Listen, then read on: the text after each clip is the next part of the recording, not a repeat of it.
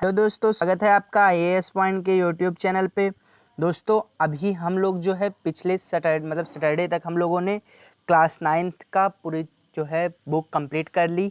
अब हम लोग जो है आज से एनसीईआरटी की क्लास 10th की क्लासेस जो है स्टार्ट हो रही हैं।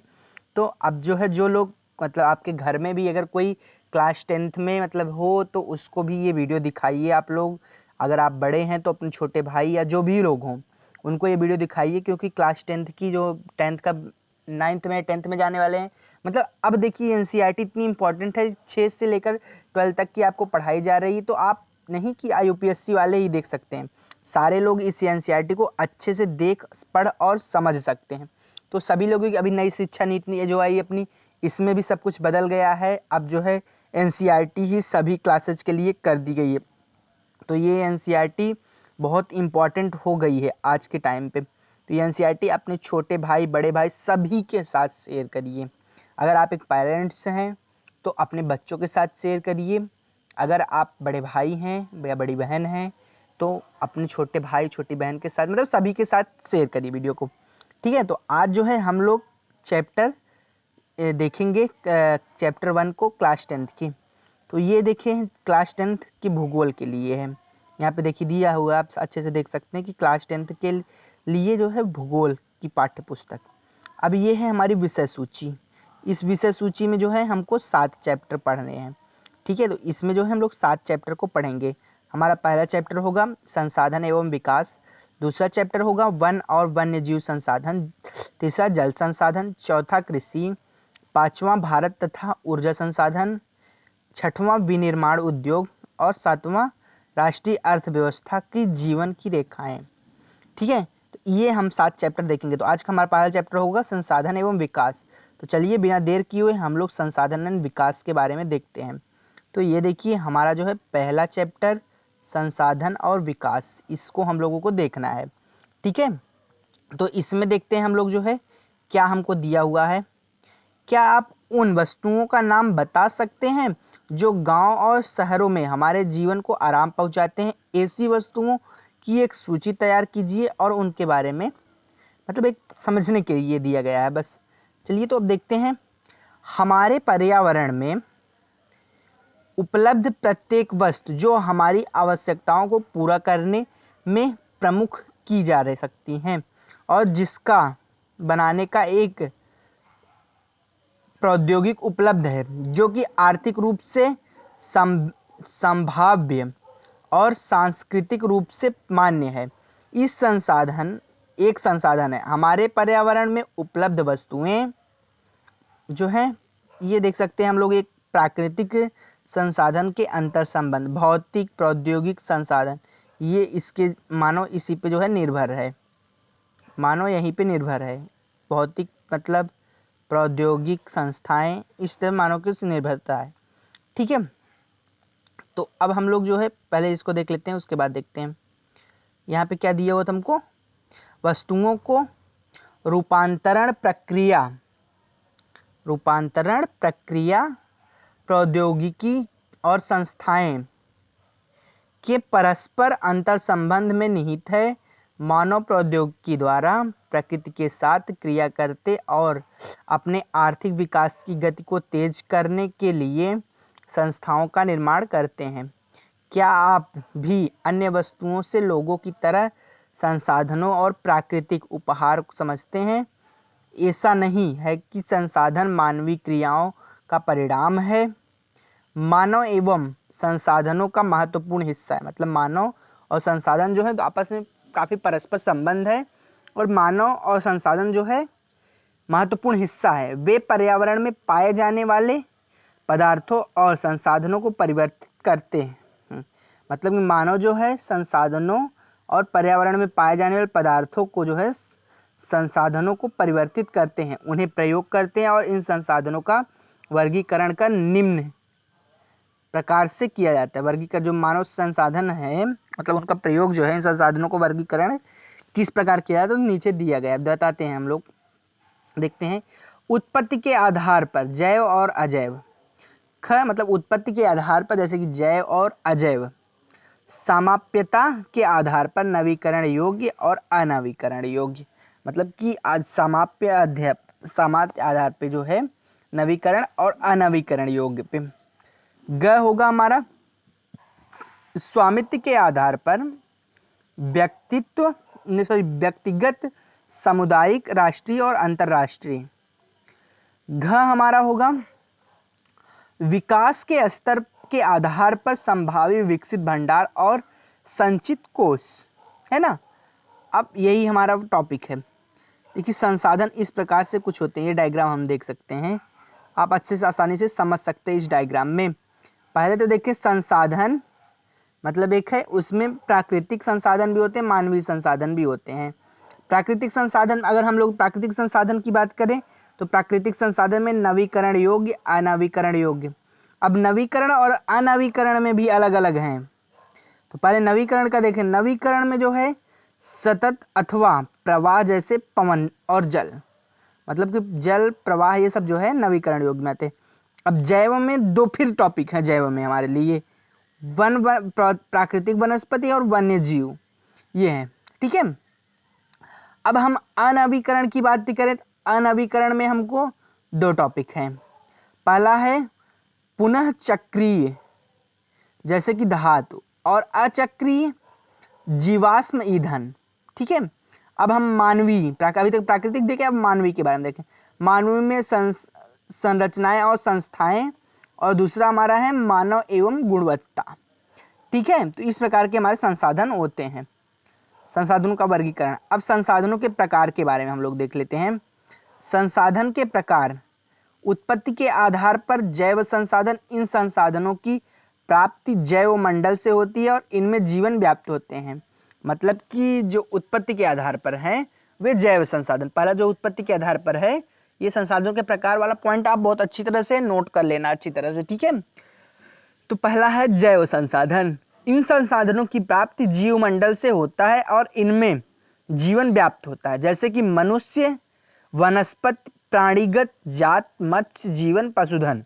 ये कौन से संसाधन है? तो जैव संसाधन है, ठीक है। अजैव संसाधन कौन से हैं? तो अजैव संसाधन वे संसाधन जो निर्जीव वस्तुओं से बने होते हैं, अजैव संसाधन कहलाते हैं। मतलब कि वे संसाधन जो निर्जीव वस्तुओं से बने हों उसको अजैव संसाधन कहते हैं। जैसे कि चट्टानें, धातुएं, ये प्राकृतिक तो हैं बट निर्जीव हैं, तो वे संसाधन जो निर्जीव हों उसको जो है हम अजैव संसाधन कहते हैं, ठीक है। और जैव संसाधन जिसमें जान हो, जीवित हो, उसको जैव संसाधन कहते हैं, ठीक। अब आगे देखते हैं समाप्यता, मतलब समाप्यता के आधार पर। तो समाप्यता के आधार पर जो है हम लोग देखेंगे, तो समाप्यता के आधार पर यहाँ हमको दिया हुआ है नवीकरण योग्य संसाधन। तो नवीकरण योग्य संसाधन वे संसाधन जिन्हें भौतिक, रासायनिक या तांत्रिक प्रक्रिया द्वारा नवीकरण या पुनः उत्पत्ति किया जा सकता है, उन्हें नवीकरण योग्य अथवा पुनः पूर्ति योग्य संसाधन कहा जाता है। मतलब कि वे संसाधन जिन्हें भौतिक, रासायनिक और यांत्रिक प्रक्रिया द्वारा नवीकृत या पुनः उत्पन्न किया जा सकता है, उन्हें नवीकरण योग्य संसाधन, योग्य अथवा पुनः पूर्ति अथवा योग्य संसाधन कहा जाता है। उदाहरणार्थ मतलब देखते हैं सौर, पवन ऊर्जा, जल, वन, वन्य जीव संसाधन, ये जो है सामाप्य संसाधन है, नवीकरण योग्य संसाधन। और यह प्रवाह संसाधनों को विभाजित किया जा सकता है, ठीक है। अब चलिए हम देखते हैं अनवीकरण योग्य संसाधन। अनवीकरण योग्य संसाधन का कौन सा है हमारा? तो अनवीकरण उस संसाधनों का विकास एक लंबे और वैज्ञानिक अंतराल में होता है। खनिज और जीवाश्म ईंधन इस प्रकार के संसाधनों का उदाहरण है। इसको बनाने में लाखों वर्ष लग जाते हैं। मतलब अनवीकरण जो संसाधन है, ये संसाधनों का विकास जो है एक लंबे भूवैज्ञानिक अंतराल में होता है। मतलब कि भूवैज्ञानिक अंतराल में होता है। खनिज और जीवाश्म ईंधन इस प्रकार के संसाधनों का उदाहरण है। जैसे कि खनिज, जीवाश्म ईंधन, ये सब जो है इस मतलब कि ये है तो मतलब वैज्ञानिकों द्वारा खोजे जाते हैं। जैसे कि कोई खनिज हो गया और जीवाश्म ईंधन हो गया, तो इस प्रकार के इसके बनने में लाखों वर्ष लग जाते हैं। इनमें से कुछ संसाधन जैसे कि धातुएं पुनः चक्रीय हैं और कुछ संसाधन जैसे कि जीवाश्म और ईंधन चक्रीय हैं। ठीक है, तो वह इस प्रकार के मतलब इस प्रकार के साथ ही खत्म हो जाते हैं। ठीक है, अब देखते हैं हम लोग स्वामित्व के आधार पर। किसके आधार पर? स्वामित्व के आधार पर अब हम लोग देखते हैं। व्यक्तिगत संसाधन, संसाधन निजी व्यक्तियों के स्वामित्व में वही होते हैं। जैसे कि कोई, अब मान लो कि कोई आपका खुद का संसाधन हो। बहुत से किसानों के पास सरकार द्वारा आवंटित भूमि होती, जिनके बदले में सरकार वे लगान चुकाते हैं। गांव में बहुत से लोग जो है भूमि के स्वामी वही होते हैं। देखो, मतलब कोई आपका खेत वगैरह होगा तो खेत में आप मालिक होगे खेत के, तो खेत में जो खेती होगा आप ही रखोगे। तो बहुत जगह सरकार लोगों को जो है भूमि आवंटित करती है, मतलब आवंटित मतलब देना। सरकार जो है लोगों को भूमि देती है, तो जिसके बदले में सरकार को वो लोग टैक्स देते हैं, लगान, जिसको लगान चुकाता है। गांव में बहुत से लोग भूमि के स्वामी भी होते हैं और बहुत से लोग भूमिहीन होते हैं, और शहरों के लोग भूखंड घरों में अन्य जायदाद के मालिक होते हैं। ठीक है, बाग, चारागाह, तालाब, कुआं आदि जो है निजी स्वामित्व के उदाहरण है। मतलब किसी का बाग हो, किसी का खुद का तालाब हो, किसी खुद का नल हो, किसी खुद का समरसेबल हो, तो ये सब जो है एक निजी संसाधन है। अपने परिवार के संसाधनों की सूची तैयार करिए, तो आप बता सकते हो कमेंट में अगर चाहो तो। अब चलिए हम देखते हैं आगे। तो आगे है सामुदायिक स्वामित्व वाले संसाधन, मतलब कि जो सब लोगों से मिलकर हो। ये संसाधन सामुदायिक और सभी सदस्यों को उपलब्ध होते हैं। गांव की शामिलात भूमि, चारण भूमि, श्मशान भूमि, तालाब इत्यादि, मतलब कि कोई चारागाह हो, गांव के सभी लोगों का मिलकर हो। श्मशान भूमि, मतलब कि जब जहां लोग मर वर जाते हैं, डेथ हो जाती है, जब जहाँ पे जलाए जाते हैं या तो जो है दफनाए जाते हैं, तो वो श्मशान भूमि होती है। तालाब, मतलब तालाब सबका हो सकता है गांव का। नगरीय क्षेत्रों में सार्वजनिक पार्क, पिकनिक स्थल, खेल के मैदान वहाँ के सभी लोग के लिए उपलब्ध होते हैं। ठीक है, अब राष्ट्रीय संसाधन के बारे में हम लोग देखते हैं कि राष्ट्रीय संसाधन क्या है। संसाधनों वाला सारा टॉपिक नोट कर लेना नोट्स में। तकनीकी तौर पर देश में पाए जाने वाले सारे संसाधन राष्ट्रीय हैं। देश की सरकार को कानूनी अधिकार है कि वह व्यक्तिगत संसाधनों को भी आम जनता के हित में अधिग्रहित कर सकती है। आपने देखा होगा कि सड़कें, नहरें, रेल लाइनें व्यक्तिगत स्वामित्व वाले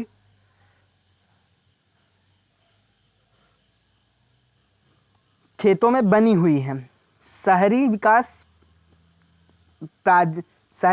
प्राधिकरणों को सरकार की भूमि अधिग्रहण का अधिकार दिया हुआ है, और सारे खनिज पदार्थ, जल संसाधन, वन्य जीव और राजनीतिक सीमाएं के अंदर भूमि 12 समुद्री मील मतलब 19.2 किमी तक महासागरीय क्षेत्र, भूभागी समुद्र में पाए जाने वाले संसाधन राष्ट्र की संपदा हैं। ठीक है, तो जो सरकार की संपदा हो उसको राष्ट्रीय कहा जाता है। अंतरराष्ट्रीय संसाधन देख लेते हैं। अंतरराष्ट्रीय संसाधन किसको कहा जाता है? अंतरराष्ट्रीय संसाधन मतलब कुछ अंतरराष्ट्रीय संस्थाएं जो संसाधनों को नियंत्रित करती हैं। तटरेखा से 200 किमी की दूसरी अपवर्तक आर्थिक क्षेत्र पे परे खुले महासागरीय संसाधनों पर किसी देश का अधिकार नहीं होता है। ठीक है, मतलब जो खुले महासागरीय संसाधन है उन पर किसी देश का अधिकार नहीं। इन संसाधनों को अंतरराष्ट्रीय संस्थाओं की सहमति के बिना उपयोग नहीं किया जा सकता। मतलब कि मतलब जैसे कि कुछ खुले क्षेत्र होते हैं जो कि किसी देश का अधिकार नहीं होता कि उस पे वो विश्व जो संगठन होते हैं, विश्व की अंतरराष्ट्रीय संस्थाएं होती हैं, उनके सहमति के बिना, मतलब उनसे परमिशन लेनी पड़ेगी, उसके बाद ही उसका उपयोग किया जा सकता है। क्या आप जानते हैं कि भारत के पास अपवर्तक आर्थिक क्षेत्र से दूर महासागर की तलहटी पर मैग्नीज ग्रंथियों का खनन करने का अधिकार है। कुछ अंतरराष्ट्रीय संस्थाओं की पहचान करें, मतलब कि भारत का जो हिंद महासागर से दूर जो तलहटी और है उसमें मैग्नीज ग्रंथियों के खनन का अधिकार भारत के पास है।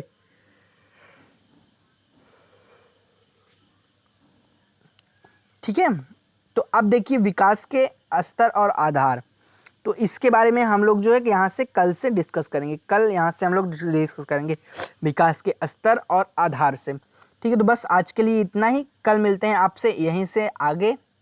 Bye bye and take care. Video को शेयर जरूर कर दीजिएगा।